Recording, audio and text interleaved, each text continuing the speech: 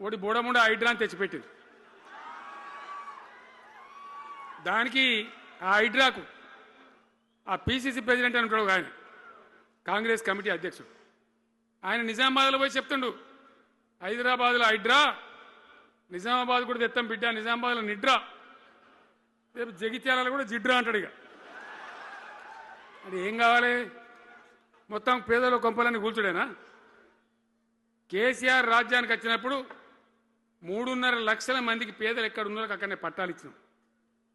వాళ్ళని ఆగం చేయకుండా పాపం గరీబోళ్ళు 3.5 లక్షల కుటుంబాలకు హైదరాబాదు చుట్టుపక్కల వేరే పట్టణాల్లో కూడా పట్టాలు ఇచ్చిన వాళ్ళని బతకనిచ్చిన. ఇలా ఏం కూలగొట్టుడు? అది పుస్తకాలు కూడా తీసుకుని ఇలా పోరాటాలు చదువుకునేటి అంతే గిరితమా? నేను ఒక్కటే మాట మనం చేస్తా ఉన్నా, గ్యారంటీగా బీఆర్ఎస్ గవర్నమెంట్ వచ్చేది ఖాయం. మొట్టమొదటి రోజులనే ఈ హైడ్రా అంటోని ఎత్తి అవతల వరేస్తామని చెప్పి నేను మనవి చేస్తా ఉన్నా.